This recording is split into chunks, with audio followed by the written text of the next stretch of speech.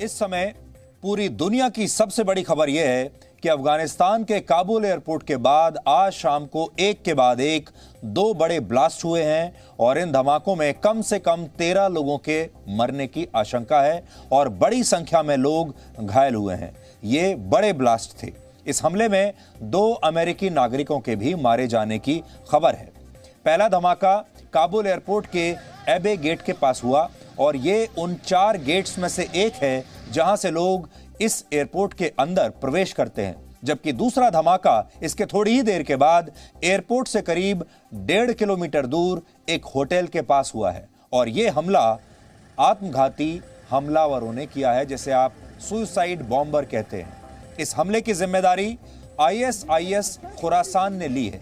खुरासान का मतलब उस इलाके से है जिसके रास्ते कट्टर इस्लामिक ताकतें पूरी दुनिया में इस्लाम को स्थापित करने का सपना देखती है। तो आपके लिए इस समय जानने की 2 बड़ी बातें हैं। पहला ये कि काबुल एयरपोर्ट के 2 अलग अलग गेट्स पर, पहले एक गेट पर और उसके बाद थोड़ा दूर जाकर ये सुसाइड हमले हुए हैं और इसमें अब तक 13 लोगों के मरने की खबर है और यह भी बताया जा रहा है कि 2 अमेरिकी नागरिक भी मारे गए हैं। और दूसरी बड़ी बात यह है कि इस हमले की जिम्मेदारी ISIS खुरासान ने ली है। आज सुबह से काबुल एयरपोर्ट के इन 4 गेट्स को बंद कर दिया गया था क्योंकि अमेरिका और नेटो के देशों को इस तरह के आतंकवादी हमले की सूचनाएं पहले ही मिल गई थीं। उन्हें इस बात की आशंका थी, उनके पास इस पूरे हमले की इंटेलिजेंस थी और उन्होंने पहले ही ये चेतावनी दे दी थी कि अब काबुल एयरपोर्ट पर इस तरह का कोई बड़ा हमला हो सकता है। अमेरिका के रक्षा मंत्रालय ने भी इस धमाके की पुष्टि की है और कहा है कि अभी और भी ऐसे धमाके हो सकते हैं। यानी अभी 2 धमाके हुए हैं काबुल एयरपोर्ट पर, लेकिन आने वाले समय में कुछ घंटों में या कुछ दिनों में और धमाके भी इस तरह के वहां पर हो सकते हैं। इसलिए अमेरिका ने अपने नागरिकों को पहले ही एयरपोर्ट से दूर रहने के लिए कह दिया है। अपने तमाम नागरिकों को कहा है कि वो अब एयरपोर्ट से दूर रहें। फिलहाल एयरपोर्ट के आसपास सुरक्षा बढ़ा दी गई है, लेकिन अब सवाल यह है कि जिस तालिबान के पास सिर्फ हमले करने का ही अनुभव हो, वो खुद पर हमला होने के बाद क्या करेगा और अपने देश के लोगों की जान कैसे बचाएगा। तो बड़ी बात यह है कि तालिबान तो खुद एक आतंकवादी संगठन है। अब तक तालिबान ने सिर्फ इस तरह के हमले किए हैं। जैसा हमला आज उनके एयरपोर्ट पर हुआ है, वैसे हमले तालिबान ने इससे पहले हमेशा ये लोग करते आए हैं। इसलिए ये इस तरह के हमलों को करने में एक्सपर्ट हैं।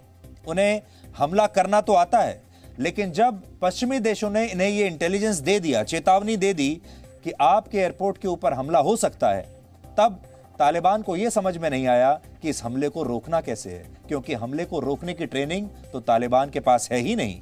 तालिबान को हमला करना आता है, लोगों को मारना आता है, लोगों को बचाना उन्हें नहीं आता। हमलों को रोकने की उनके पास कोई ट्रेनिंग नहीं है। और हमला होने के बाद वहां पर कैसे कानून व्यवस्था कायम करनी है, कैसे उस प्रोटोकॉल को फॉलो करना है जो इस तरह के हमलों के बाद फॉलो किया जाता है, कैसे लोगों का इलाज करवाना है, अस्पताल ले जाना है, उसके बाद कैसे इन हमलों की जांच करानी है, ये सब तालिबान को नहीं आता। और बड़ी बात यह है जो आपको समझने की है, वो ये कि इस समय अफगानिस्तान में और काबुल में ना तो कोई सरकार है, ना वहां पर कोई सेना है, ना वहां पर पुलिस है और ना ही वहां पर कोई स्वास्थ्य विभाग है। इसलिए जब सरकार नहीं है तो रोकने की जिम्मेदारी इन हमलों को कौन लेगा? जब सेना ही नहीं है तो वो एक्सपर्टीज कहां से आएगी? और जब पुलिस भी नहीं है तो फिर इन हमलों को रोकने के लिए आएगा कौन? और वहां पर अस्पताल इस समय काम नहीं कर रहे हैं, वहां पर दवाइयां नहीं हैं, डॉक्टर नहीं है, नर्स नहीं है। इसलिए आप अंदाजा लगा सकते हैं कि फिलहाल काबुल की क्या स्थिति होगी। और हमारे संवाददाता अनस मलिक इस समय हमारे साथ लाइव मौजूद हैं। जैसा कि आप जानते हैं वो पिछले 1 महीने से काबुल में हैं और इस काबुल में इस 1 महीने में उन्होंने न जाने क्या क्या देख लिया। बस आज जो हुआ है ऐसा लगता है कि ये देखना बाकी था। अनस, हम आपसे जानना चाहते हैं, आप वहां पर मौजूद हैं, हमले की जगह पर मौजूद हैं, आप हमें बताइए ये पूरा सीक्वेंस क्या है, ये कैसे हुआ? बिल्कुल, बहुत शुक्रिया सरीर साहब, आपने मुझे मदऊ किया। सर, ऐसा है कि आज शाम में काबुल एयरपोर्ट की जो मिलिट्री साइड है उसकी 3 एंट्रेंसेस हैं, 3 मेन एंट्रेंसेस है। एक एबी गेट है जो कि मेरे उल्टे हाथ पर मौजूद है, वो अभी पूरी तरह कॉर्डन ऑफ कर दिया गया है और वो एबी गेट का इलाका जो है वो अमरीकी जो अफवाज हैं उनके कंट्रोल में है। उसके साथ साथ नॉर्थ गेट है जहाँ पे अंदर की साइड पे एलाइड फोर्सेस हैं और बाहर जो है Afghan national defence security forces का कंट्रोल है। और बैरन गेट है जहाँ पे मैं मौजूद हूँ, जिससे तकरीबन जहाँ पे मैं मौजूद हूँ इससे तकरीबन 800 मीटर की मुसाफत पे, 700 मीटर की मुसाफत पर बैरन गेट है। ये सीधे हाथ पे आपको अगर दिख भी रहा होगा तो ये बैरन गेट का, बैरन होटल का गेट है। इस बैरन गेट से आज हम रिपोर्ट कर रहे थे। शाम में तकरीबन 6:15 बजे, 6:30 बजे के करीब हमें इत्तला मिली कि एक धमाका हुआ है और उस धमाके की इत्तला हमें लोकल लोगों ने दी, क्योंकि हम एबी गेट से जब जहाँ पे धमाका हुआ था वहाँ पे हम गुज़िश्ता रोज़ रिपोर्ट कर रहे थे। हमारी रिपोर्ट्स वियॉन पर और जी पर हमने रिपोर्ट भी किया और वो वहीं से हम रिपोर्ट कर रहे थे। एबी गेट के ऊपर धमाके की आवाज़ आई और हमें जो ज़राए वहाँ पे मौजूद थे उन्होंने कहा कि ये एक खुदकुश धमाका था और साथ में उसके बाद गन फायर भी हुई। ये एक पैटर्न था जो कि फॉलो किया गया। उसके थोड़ी देर बाद, तकरीबन 1 घंटे बाद, जहाँ पे मैं मौजूद हूँ इससे तकरीबन 600 मीटर की मुसाफत पर बैरन गेट है, जहाँ से आज दोपहर में हम रिपोर्ट कर रहे थे। वहाँ पर कनाल साइड के ऊपर वहाँ पर एक और बड़ा धमाका हुआ और उस धमाके की अभी तक उसकी क्लैरिटी जो है नहीं आ पाई है कि कितने लोग वहाँ पे ज़ख्मी हैं, लेकिन ज़ख्मी बहुत ज़्यादा हैं। मुझे एक रेयर एक्सेस मिला जस्ट बिफोर, बिल्कुल लाइव जाने से पहले मुझे एक रेयर एक्सेस मिला इस कंटेनर से बियॉन्ड जाने के लिए और वहाँ पर सिर्फ़ और सिर्फ लाशें ही मुझे नज़र आईं। मैं गिन कर नहीं बता सकता कि वहाँ पर कितनी लाशें थीं, लेकिन वहाँ पर अच्छी खासी लाशों की तादाद थी। एम्बुलेंसेज जो थी वो यहाँ से, क्योंकि यहाँ इस एरिया को बंद कर दिया गया है, तो यहाँ से रीरूट करके यकातूत का जो इलाका है वहाँ से रीरूट करके वो धमाके की जाए वक़्वा के ऊपर पहुँचाई जा रही हैं, ताकि ज़ख्मियों को और जो जिनकी डेड बॉडीज़ है उनको मूव किया जा सके। यहाँ पर जहाँ मैं खड़ा हुआ हूँ, गुज़िश्ता रोज़ जब मैं यहाँ मौजूद था सर, तो यहाँ पर इतने लोग थे कि तिल धरने की जगह नहीं थी, आप हिल भी नहीं सकते थे, बहुत मुश्किलों से आपको मूवमेंट थी। लेकिन अभी काफ़ी हद तक लोग जो हैं वो अपने अपने घरों को वापस जा चुके हैं। इस कंटेनर से बियॉन्ड कुछ 100 के करीब अफराद जो हैं वो मौजूद हैं, जो कि ब्रिटिश साइड के कंट्रोल में हैं। जहाँ धमाका हुआ है वो एलाइड फोर्सेस के एरिया में कंट्रोल में है और जो हमारी इमरजेंसी हॉस्पिटल काबुल का जो फर्स्ट रिस्पॉन्सिव हॉस्पिटल है वहाँ पर भी बात हुई, तो उन्होंने भी कंफर्म किया था कम अज़ कम 13 अफराद की जो डेड बॉडीज़ हैं वो यहाँ वो हॉस्पिटल में लाई जा चुकी हैं और 15 के करीब अफराद जो हैं वो ज़ख्मी हैं। अब इसकी मैं थोड़ी सी अगर बैक स्टोरी आपको बताता चलूँ तो इतवार के रोज़ फ्रेंच इंटेलिजेंस ने एक थ्रेट असेसमेंट जारी किया था, जिसमें कहा था कि इस्लामिक स्टेट जो है IS जो है वो हमला करना चाहेगी या करना चाहती है इस प्रीटेक्स्ट के अंदर कि क्योंकि वो उनकी जंग अमेरिका के ख़िलाफ़ है और अब तालिबान की अमेरिका से कोऑर्डिनेशन है, इसलिए वो तालिबान और लोगों को और अमेरिका को डैमेज इन्फ्लिक्ट करने के लिए अटैक करना चाहेंगे। उसके बाद हमने देखा कि मंगल के रोज़, ट्यूसडे के दिन, जो ईस्ट साइड है वहाँ से कम से कम 4 ISKP के जो लोग थे उनको अरेस्ट किया गया। इससे मुताल्लिक जब ज़बीउल्लाह मुजाहिद की प्रेस कॉन्फ्रेंस थी ट्यूसडे के दिन, मंगल के दिन, उनसे सवाल भी किया गया, लेकिन उसका उन्होंने सवाल का जवाब नहीं दिया। लेकिन हमारे जो ऑन ग्राउंड सोर्सेज थे उन्होंने कंफर्म किया कि कम से कम 4 लोगों को, कम से कम 4 जंगजुओं को जिनको ISKP का बताया जा रहा था उनको अरेस्ट किया गया था। उसके बाद एक सिलसिलातन हमने देखा कि थ्रेट अलर्ट्स जो चलती रहीं और थ्रेट अलर्ट्स का सिलसिला ये रुका नहीं। आज सुबह 4:30 बजे तक अमेरिका, फ्रांस, बरतानिया, ऑस्ट्रेलिया और मुख्तलिफ यूरोपीय ममालिक की जानिब से थ्रेट अलर्ट्स जो हैं वो जारी की गई और कहा गया लोगों को कि वो एयरपोर्ट से दूर रहें, इसलिए दूर रहें कि यहाँ पर एक हमले का खदशा हो सकता है। और फिर वही हुआ जिसका खदशा था। आज तकरीबन 6:30 बजे काबुल के वक्त के मुताबिक यहाँ पर पहले एबी गेट के ऊपर एक बहुत ज़ोरदार धमाका हुआ और उसके बाद उसके तकरीबन 1 घंटे बाद, अब से लगभग काबुल के वक्त के मुताबिक अब से लगभग 1.25 घंटे पहले, इस मुकाम पर जहाँ पर मैं हूँ उससे 800 मीटर की मुसाफत पर बैरन गेट के जो कनाल साइड है वहां पर एक जोरदार धमाका हुआ। मैं आपसे ये पूछना चाहता हूं, जैसा भी आपने कहा कि आप इस कंटेनर के पीछे गए थे और वहां पर बड़ी संख्या में लाशें इस समय भी पड़ी हुई हैं और हमने ये भी देखा कि एयरपोर्ट का ये जो इलाका था जहां आप भी खड़े हैं और जहां पहले यहां हजारों की भीड़ थी, तो अगर हजारों की भीड़ के बीच में इस तरह का बॉम्ब ब्लास्ट होता है तो जाहिर है कि बड़ी संख्या में लोग वहां पर घायल हुए होंगे या मारे गए होंगे। आप गिनकर तो नहीं बता सकते, लेकिन आप अंदाजे से बता सकते हैं कि आपने कितनी लाशें वहां पर देखी होंगी, या मरने वालों की संख्या अंदाजे से कितनी हो सकती है? सर कम से कम 5 से 7 बॉडीज़ जो थी वो हमें नज़र आई, लेकिन काफ़ी बॉडीज़ जो हैं वो उनको ऑलरेडी मूव किया जा चुका है, क्योंकि हम जब तक पहुँचे यहाँ पर इंक्रीज सिक्योरिटी मेजर्स थे वो ऑलरेडी इन प्लेस किए जा चुके थे। अमूमन 2 चेक पोस्ट से आपको गुजरना पड़ता है, आज हमें धमाके के बाद 7 चेक पोस्ट से गुजरना पड़ा। यहाँ तक कि जिस मुकाम पर मैं यहाँ मौजूद हूँ वहाँ तक आने के लिए आखिरी चेक पोस्ट से मुझे तालिबान के लोगों ने एस्कॉर्ट किया। आफ्टर उन्होंने मुझे थरली चेक किया, उसके बाद उन्होंने मुझे इजाज़त दी, मेरे क्रेडेंशियल्स देख के हमें जो परमिट में दिया गया है यहाँ की ministry of information and culture की जानिब से, उसको चेक करके उसके बाद उन्होंने हमें इजाज़त दी कि वो हमें लेके जाएंगे। अभी भी मेरे सीधे हाथ पर, मेरे उल्टे हाथ पर काफ़ी हद तक ये तालिबान के लोग मौजूद हैं, क्योंकि यही मुझे बाहर फिर लेके जाएंगे। कम से कम 5 से 7 बॉडीज दिखा सकते हैं, और क्या वो सुन भी रहे होंगे कि आप हमें क्या बता रहे हैं? बिल्कुल सर, बिल्कुल। मैं आई जस्ट पैन, मैं आपको बिल्कुल दिखा सकता हूँ कि ये आपकी नज़दीक देख रहे होंगे आप कि तो एक बहुत नजदीक है, काफी ये तो जरूरत से ज्यादा नजदीक है, इतने नजदीक हैं कि आपको अनकंफर्टेबल कर दें। सर इसी में हमें रिपोर्ट करना है और यही न्यू नॉर्मल है।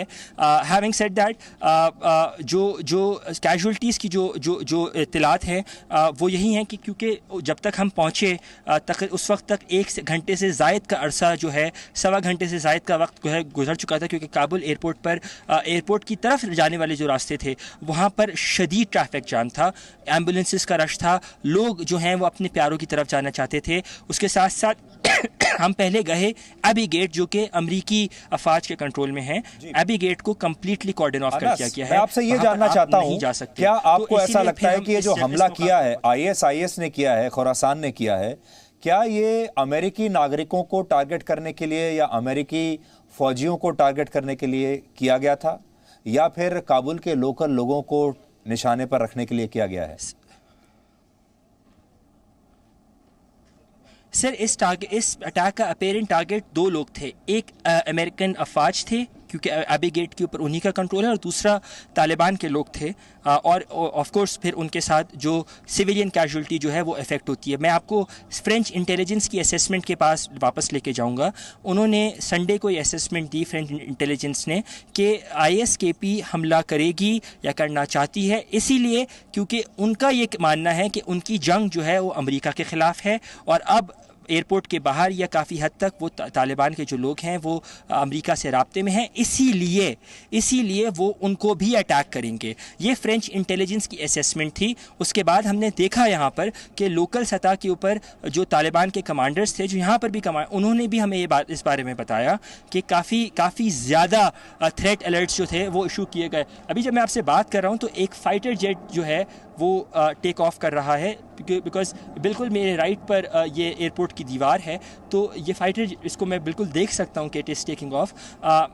कमिंग बैक, तो इस जो आपका सवाल था, तो इसका अपेरेंट टारगेट 2 लोग थे, एक अमरीकी अफवाज थे, उसके बाद तालिबान के लोग थे, और ऑफ कोर्स फिर उसकी वजह से फिर सिविलियन कैजुअल्टीज़, क्योंकि यहाँ पर लोगों का इन्फ्लक्स बहुत ज़्यादा था। जहाँ पर मैं खड़ा हूँ सर, यहाँ पर मैं गुज़िश्ता रोज़ अब से तकरीबन 24 से 30 घंटे की पहले मैं यहीं खड़ा हुआ था, मैं यहीं से रिपोर्ट कर रहा था। हमने वियॉन के लिए रिपोर्ट भी किया, हमने जी के लिए रिपोर्ट किया, हमने देखा कि लोग तिल धरने की यहाँ जगह नहीं थी। और अभी मैं यहाँ पर बिल्कुल सुकून से खड़े होकर आपसे बात कर रहा हूँ, तो काफ़ी हद तक लोग उस खौफ से जा चुके हैं। लेकिन इस कंटेनर के पीछे जहाँ पे ब्रिटिश साइड का जो कंट्रोल है, वहाँ पर चंद 100 लोग, कम से कम 200 से 300 लोग वहाँ वो मौजूद हैं, जो इवैक्यूएशन, जिनके पास वेरीफाइड डॉक्यूमेंटेशन है। अब हम आपसे ये जानना चाहते हैं, अवेट कर रहे हैं। अब हम आपसे ये जानना चाहते हैं कि तालिबान और ISIS के बीच ये क्या लड़ाई है?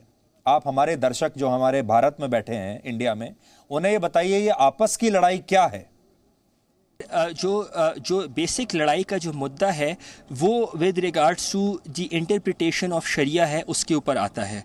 इंटरप्रिटेशन ऑफ शरिया जो आईसिस की है वो बिल्कुल एक डिफरेंट इस्लामिक रूल चाहते हैं, जो कि हमने देखा कि उन्होंने कोशिश की सीरिया और इराक़ में इम्प्लीमेंट करने की, जिसकी वजह से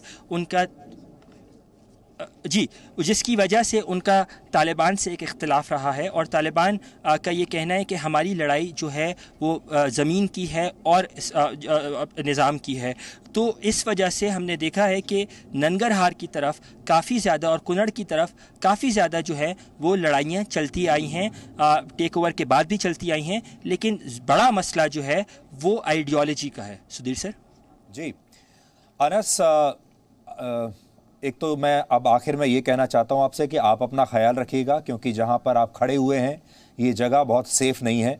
और मुझे ये देखकर बहुत अच्छा लग रहा है कि आपने आज बुलेट प्रूफ जैकेट पहनी है, आपने हेलमेट पहना हुआ है, आप अपनी सेफ्टी का ध्यान रख रहे हैं, लेकिन आपको बहुत ज़्यादा केयरफुल रहने की ज़रूरत है। और आप बिल्कुल ठीक है ना? आप तो सेफ़ हैं? बिल्कुल सर, मैं बिल्कुल सेफ़ हूँ। यहाँ पर एक सेम्बलेंस ऑफ सेफ्टी जो है वो आपको बिल्कुल मिलती है। मैंने जैसे आपको बताया कि जो परमिट्स हमें स्पेशली इशू किए गए हैं, इत्तलात व फ़रहंग की वजारत, गोया इंफॉर्मेशन एंड कल्चर की जो मिनिस्ट्री है, जिससे हमें अलाउ किया जाता है। तो यहाँ पर जो एटलीस्ट लोकल कमांडर्स हैं वो अब उतना हमसे कोऑपरेटिव रहे, और उसकी वजह से ही अभी जहाँ पे मैं खड़ा हूँ, यहाँ पे खड़े होकर मेरा लाइफ करना मुमकिन हुआ है। तो एक सेम्बलेंस ऑफ सिक्योरिटी आपको डेफिनेटली मिलती है, एटलीस्ट यहाँ आकर ऐसे सिनेरियो के अंदर जब एक पॉइंट के बियॉन्ड आपको लाशें नज़र आ रही हों, एक टेंस माहौल हो, और इस तरफ भले आप जिस तरह भी इनको कहें, लेकिन at this point of time कुछ ना होने से कुछ सेम्बलेंस ऑफ सिक्योरिटी होना ज़रूर बेहतर है। सुधीर सर बिल्कुल। अनस, आप अपना ध्यान रखिए। ये हेलमेट और ये जो पूरा आपने बुलेट प्रूफ जैकेट्स वगैरह जो पहनी है, इन्हें पहन कर रखिए, अपना बहुत बहुत ध्यान रखिए, और फिर हम आपसे लगातार कॉन्टैक्ट में, संपर्क में रहेंगे। But thank you so much for this update as of now, and stay safe, take care.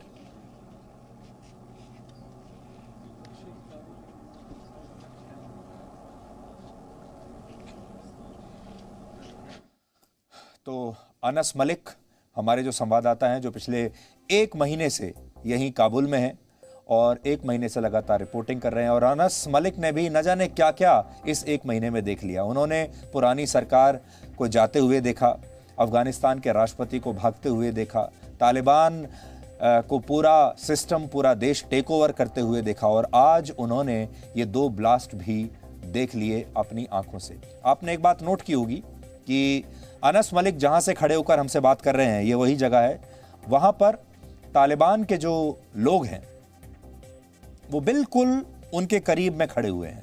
आप समझ लीजिए कि 3 से 4 फीट की दूरी पर मैं देख पा रहा था कि वो खड़े हुए हैं और वो ध्यान से सुन रहे हैं कि अनस मलिक हमसे क्या बात कर रहे हैं, हम यहां से क्या सवाल पूछ रहे हैं। ये तो उन्हें समझ में नहीं आ रहा होगा, ये तो सिर्फ अनस सुन पाते थे, लेकिन अनस क्या बोल रहे हैं उस पर तालिबान के लोगों की कड़ी नजर थी। और आपने ये नोट किया होगा, जब मैंने उनसे ये कहा कि तालिबान के लोग आपसे जरूरत से ज्यादा करीब खड़े हुए हैं, तो अनस रिएक्ट नहीं कर पाए। अनस ने अपनी बात जो है वो बिल्कुल पलट दी, कुछ और बात करने लगे, क्योंकि वो जानते थे कि तालिबान के लोग वहीं खड़े हुए हैं और वो सुन रहे हैं कि अनस मलिक यहाँ हमें क्या बता रहे हैं। तो आप अब अंदाज़ा लगा लीजिए कि वहाँ से रिपोर्टिंग करना कितना मुश्किल काम है, वहाँ पर कितनी बड़ी चुनौती है। या तो आप बॉम्ब ब्लास्ट में मारे जाएंगे, बॉम्ब ब्लास्ट से बचेंगे तो शायद तालिबान की किसी गोली के शिकार हो जाएंगे, और अगर गोली से भी बच गए तो कोई ना कोई तालिबान का जो सैनिक है वो आपको अपनी गाड़ी में बिठा कर ले जाएगा, वो आपकी पिटाई भी कर सकता है, वो आपकी हत्या भी कर सकता है। चारों तरफ इस समय वहाँ डर और भय का माहौल है। लेकिन ये जो बड़ी बात है जो आप सबके समझने की है वो ये है कि ये 2 आतंकवादी संगठनों के आपस का टकराव है, या आप इसको ये भी कह सकते हैं कि ये ISIS और तालिबान का गैंग वॉर है। और इस गैंग वॉर का नतीजा ये हुआ कि जो ISIS खुरासान है वो अमेरिका के सैनिकों को अपना निशाना बनाना चाहता था, उसकी लड़ाई अमेरिका से है, और उसे तालिबान से ये परेशानी है कि तालिबान अमेरिका के साथ हाथ मिला रहा है, इसलिए उसने ऐसी जगह हमला किया जहां वो अमेरिकन सिटीजन्स या उनके सैनिकों को निशाना बना सके। और ये जो इंटेलिजेंस वहां से आ रही है, उसके मुताबिक अभी और भी हमले ऐसे हो सकते हैं। फिलहाल ब्रिटेन ने इस हमले के बाद एक इमरजेंसी मीटिंग बुलाई है और फ्रांस ने भी ये कह दिया है कि वो काबुल में अपने दूतावास में फंसे कर्मचारियों और अपने देश के राजदूत को जल्द से जल्द वहां से बाहर निकाल लेगा। अमेरिका के राष्ट्रपति जो बाइडेन ने इस हमले की आशंका एक दिन पहले ही जता दी थी, तो आप समझ लीजिए कि जो बाइडेन को तो 24 घंटे पहले ही पता था कि यह हमला होने वाला है। अमेरिका की इंटेलिजेंस यूनिट ने भी एक अलर्ट जारी करते हुए अपने नागरिकों को काबुल एयरपोर्ट से दूर रहने के लिए कहा था। इस अलर्ट में यह भी कहा गया था कि जो लोग काबुल एयरपोर्ट के एबे गेट, नॉर्थ गेट और ईस्ट गेट पर खड़े हुए हैं, उन्हें तुरंत वहां से हट जाना चाहिए, क्योंकि वहां कभी भी एक बड़ा धमाका हो सकता है और यह धमाका उसी एबे गेट के पास हुआ है। इससे पता चलता है कि अमेरिका के पास इस आतंकवादी हमले की बिल्कुल सही और बिल्कुल सटीक जानकारी थी। लेकिन अब बड़ी बात यह है कि अमेरिका अपने आप को सुपर पावर कहता है। अमेरिका कहता है कि वो पूरी दुनिया पर नजर रखता है। अमेरिका के पास लेटेस्ट सैटेलाइट्स हैं, अमेरिका के पास बड़ी बड़ी मिसाइल्स हैं जो दुनिया में किसी भी एड्रेस पर, किसी भी जगह पर जाकर हमला कर सकती हैं। अमेरिका कहता है कि उसके पास दुनिया की सबसे अच्छी और बड़ी सेना है। उसके पास क्या नहीं है, वो सुपर पावर है। लेकिन अमेरिका भी एक छोटा सा अलर्ट जारी करके चुपचाप बैठ गया और उसने इन लोगों को मरने के लिए छोड़ दिया। इसलिए अफगानिस्तान में जो कुछ हुआ है अभी पिछले 15 दिन में, उसने दो बड़ी बातें की हैं। एक तो ये कि उसने पश्चिमी देशों की पोल खोल दी है। अमेरिका जैसे जो देश हैं, जो सुपर पावर अपने आप को कहते हैं, उनकी पोल खोलकर रख दी और बता दिया है कि ये सुपर पावर नहीं है। वो सुपर पावर कैसी हो सकती है जो तालिबान से भी जीत ना पाए।